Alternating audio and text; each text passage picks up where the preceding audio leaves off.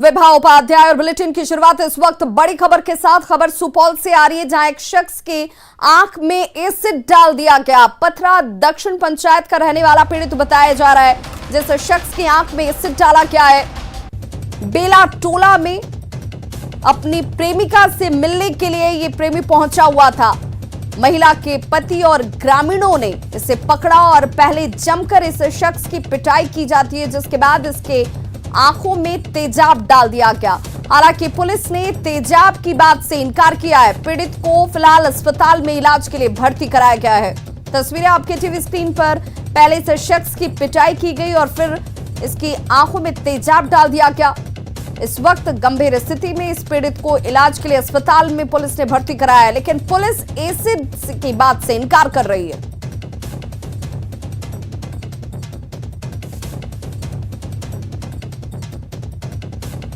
तो पथरा दक्षिण पंचायत का रहने वाला ये पीड़ित शख्स बताया जा रहा है, जो कि अपनी प्रेमिका से मिलने के लिए बेला टोला पहुंचा हुआ था, जहां पर प्रेमिका के पति और ग्रामीणों की तरफ से इस शख्स को पहले पकड़कर जमकर पीटा गया और उसके बाद इसकी आंखों में एसिड डाल दिया गया।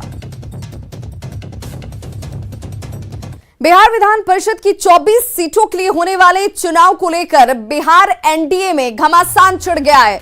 24 में से 4 सीटों पर दावेदारी जताने वाली मुकेश सहनी के वीआईपी पार्टी को बीजेपी और जेडीयू ने एक भी सीट नहीं दिया, जिससे नाराज मुकेश सहनी ने कहा है कि बिहार में अब एनडीए खत्म हो चुका है।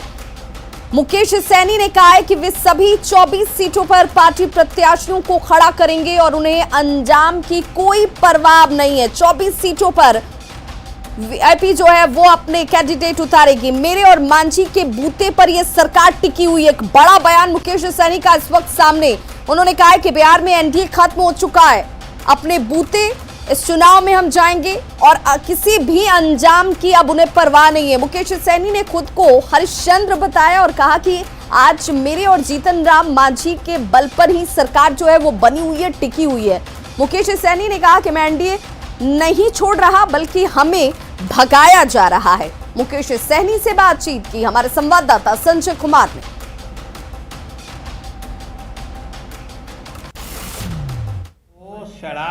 बिहार विधान परिषद की 24 सीटों के लिए होने वाले चुनाव के लिए एनडीए की राजनीति अब तल्ख दौर में पहुंच गई है।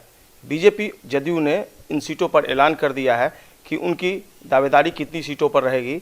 पशुपति कुमार पारस को भी एक सीट मिल गई है, लेकिन हम और वीआईपी को एक भी सीट नहीं मिल पाई है। इसके बाद मुकेश सहनी का बयान आया था, उन्होंने नाराजगी जताई थी और इस वक्त मुकेश सहनी हमारे साथ मौजूद हैं। बिहार सरकार के मंत्री हैं और एनडीए की जो सरकार है बिहार में, उसमें मुकेश सहनी का भी अच्छा खासा योगदान रहा है। इनकी पार्टी के विधायक हैं, लेकिन अब क्या वाकई में बिहार में एनडीए बच गया है? हम मुकेश सहनी से ही जान लेते हैं। 24 सीटों पर अब जदयू, बीजेपी और पशुपति कुमार पारस को भी एक सीट मिल गया। आपने 4 सीटों पर दावेदारी जताई थी, लेकिन एक भी सीट नहीं मिल पाई। ये एनडीए क्या वाकई में बिहार में बच गया है? देखिए, चुनाव होना है और हमारी पार्टी की तरफ से भी बात रखा गया कि अगर एनडीए है तो जाहिर सी बात एनडीए है तो सीट एनडीए के हिसाब से बटेगा और बटेगा तो फिर उसमें वीआईपी पार्टी को भी जगह मिलना चाहिए था। तो खैर ऐसा नहीं हुआ है। जेडीयू और बीजेपी आपस में सीट बंटवारा कर लिया और चुनाव वो लड़ रहे हैं। उनको शुभकामना है, वो लड़े। और हमारी पार्टी ने निर्णय ले लिया है कि 24 जगह अपने दम पर अकेले हम चुनाव लड़ेंगे, तो हम लड़ाई लड़ेंगे। और कह सकते कि जिस तरीके से एनडीए पहले था वैसा तो एनडीए नहीं दिख रहा है। तो आगे देखिए क्या क्या होता है। हम तो 24 जगह लड़ेंगे। हम लोग निषाद समुदाय से आते हैं, खून पसीना बहा के संघर्ष करके बचा पाएंगे। अगर आप 24 सीटों पर चुनाव लड़ेंगे तो इसका मतलब एनडीए कहाँ बचेगा? हाँ, वो उनको सोचना है, ये हमको नहीं सोचना है। हम बहुत खून पसीना बहा के मेहनत करके हम लोगों ने निषाद के लिए एक प्लेटफॉर्म बनाया।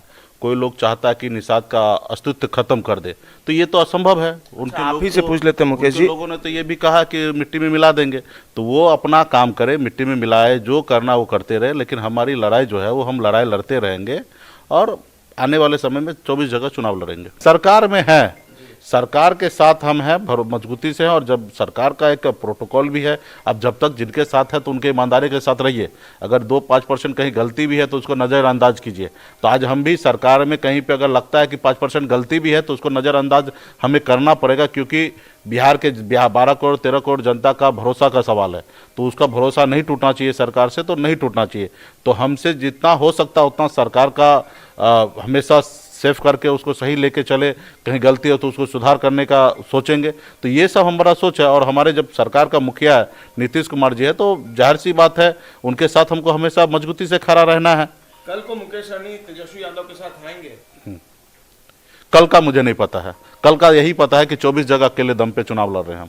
बहुत बहुत धन्यवाद बात करने के लिए न्यूज़ 18 से। मुकेश सहनी जी ने साफ तौर पर यह कह दिया, कल क्या होगा ये पता नहीं है, लेकिन बिहार में एनडीए जो पहले था, सरकार बनाने वक्त जो एनडीए था, अब वो एनडीए नहीं रहा। लेकिन साथ ही मुकेश सहनी का यह भी कहना है कि एनडीए वो नहीं तोड़ रहे, एनडीए वो नहीं छोड़ रहे हैं, बल्कि उन्हें जबरन एनडीए से बाहर करने की कोशिश की जा रही है।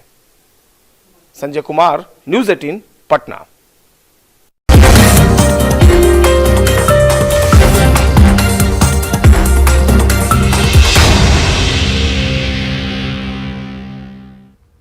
नमस्कार, आप देख रहे हैं अपना बिहार। मैं हूं आपके साथ विभा उपाध्याय और बुलेटिन की शुरुआत इस वक्त बड़ी खबर के साथ। खबर नवादा से, जहां पर नाबालिग के साथ गैंगरेप की घटना को अंजाम दिया गया है। 6 लोगों ने इस घटना को अंजाम दिया। हालांकि पुलिस ने सभी आरोपियों को गिरफ्तार कर लिया है। 6 लोगों ने इस घटना को अंजाम दिया। 6 आरोपी इस वक्त पुलिस की गिरफ्त में हैं।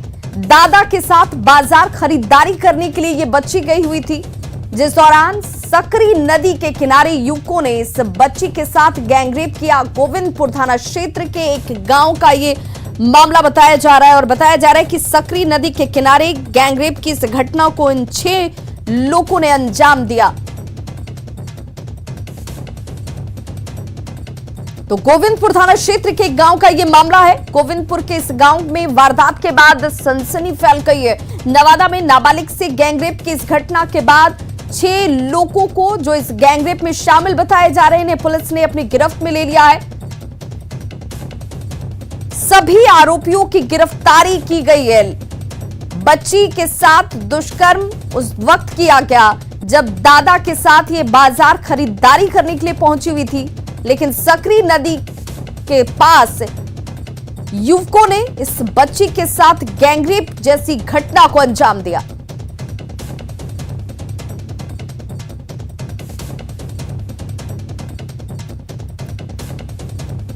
तो इस पूरे गैंगरेप की वारदात में 6 लोगों की गिरफ्तारी अब तक हो पाई है। सकरी नदी के किनारे गैंगरेप की घटना को अंजाम देने के बाद पुलिस की तरफ से त्वरित कार्रवाई की गई और इसी कार्रवाई के दौरान 6 लोगों पर जिन पर आरोप था उन सभी को पुलिस ने गिरफ्तार कर लिया है।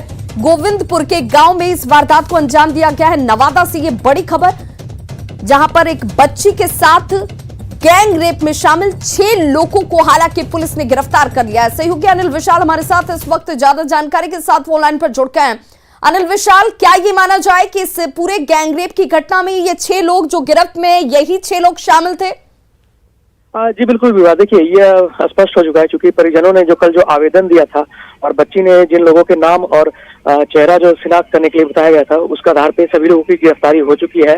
6 में से 5 नाबालिग बताए जा रहे हैं। हालांकि अभी इसका पुष्टि नहीं हो सका है, मगर 6 की गिरफ्तारी कल देर रात ही हो गई थी। पुलिस ने त्वरित कार्रवाई करते हुए सभी आरोपियों को गिरफ्तार कर लिया है। अनिल विशाल, ये 6 लोग क्या इसी गांव से संबंधित हैं? जी बिल्कुल, ये जिस गांव की युवती है उसी गांव की ये सभी है और युवती ने बयान में अपना दर्ज भी कराया है कि वो सभी लोगों को पहचानती है और उसी आधार पे सभी की गिरफ्तारी भी हुई है और पुलिस ने अभी फिलहाल इसको अपने गिरफ्त में रखा है और वरीय पदाधिकारियों का भी इंतजार हो रहा है क्योंकि गिरफ्तारी के बाद अभी तक इनका किसी प्रकार का बयान दर्ज नहीं हुआ है। तो वरीय पदाधिकारी और नवादा के एसपी जो है। अनिल विशाल, ये घटना किस दिन की है, कब की है? जी दरअसल देखिए, कल बच्ची जो है दोपहर बाद अपने परिजनों के साथ बक्सोती जो गोविंदपुर का ही इलाका पड़ता है वहां बाजार करने के लिए अपने दादा के साथ आई हुई थी। तो उसी वक्त ये जब वो लौट रही थी तो उसी वक्त गांव के लड़के जो थे उसका पीछा कर रहे थे और उससे बचने के लिए युवती ने अपना अलग रास्ता तय किया था, मगर कुछ युवकों ने उसे देख लिया था और सकरी नदी का एक किनारा है, वहीं पर ले जाके युवती के साथ सभी ने बारी बारी से गैंगरेप किया। मगर युवती ने सभी को चूंकि पहचान लिया था, तो उस आधार पे परिजन कल शाम में ही गोविंदपुर थाने पहुंचे थे और आवेदन देकर सभी के खिलाफ FIR भी दर्ज कराया अनिल था। और पुलिस ने त्वरित विशाल, कार्रवाई। बच्ची के संबंध में जानकारी आ रही है कि इस बच्ची की उम्र क्या होगी? जी अभी तो देखिए ये उम्र अभी तय नहीं है, लेकिन यह नाबालिग है। जैसी जानकारी जो सूत्र बता रहे हैं उसमें 15 से 16 साल के बीच में ही बताई जा रही है। तो अभी यह कंफर्म नहीं हो सका कि अभी उसकी एग्जैक्ट उम्र क्या है। क्या इस बच्ची का अभी तक मेडिकल जांच कराया क्या है? जी नहीं, अभी इसका मेडिकल जांच नहीं गया, क्योंकि जैसा कि मैंने बताया कि अभी वरीय पदाधिकारी जो है अभी बयान दर्ज करने के लिए भी थाना पहुंच रहे हैं। उसके बाद ही सभी लोगों का मेडिकल के लिए भेजा जाएगा और कोरोना जांच करने के बाद ही फिर आगे के लिए कार्रवाई में भेजा जाएगा। जिन 6 युवकों को गिरफ्त में लिया गया है, जिनमें आप बता रहे हैं कि 5 नाबालिग भी कहे जा रहे हैं कि इनमें 5 जो बच्चे हैं वो नाबालिग हैं, क्या इनके स्टेटमेंट दर्ज किए गए हैं? क्या इन लोगों ने अपने इस गुनाह को कबूल किया है? जी बिल्कुल विवाह, देखिए जब पुलिस जब रेड करने गई थी गांव में, तो उन्होंने कुछ युवकों ने इस बात को स्वीकार भी किया है। और जहां तक बयान दर्ज करने की बात है, तो अभी पुलिस के जो वरीय पदाधिकारी है, चूंकि सभी को अभी थाने में ही बिठा के रखा गया है और पुलिस के वरीय पदाधिकारी पहुंच रहे हैं। रजौली SDPO और नवादा SP मामले को देखते हुए गोविंदपुर थाना पहुंच रहे हैं। उसके बाद ही सभी पे आगे की कार्रवाई की जाएगी। चलिए, बहुत बहुत शुक्रिया अनिल विशाल इस तमाम जानकारी के लिए आपका। तो पुलिस ने सभी आरोपियों को गिरफ्तार कर लिया है, थाने में रखकर इनसे इस वक्त पूछताछ जो है वो की जा रही है। हालांकि आला अधिकारियों की तरफ से अभी पूछताछ होनी बाकी है, बताया जा रहा है। जो सोर्सेज हमारी जानकारी दे रहे हैं हमारे सहयोगी की तरफ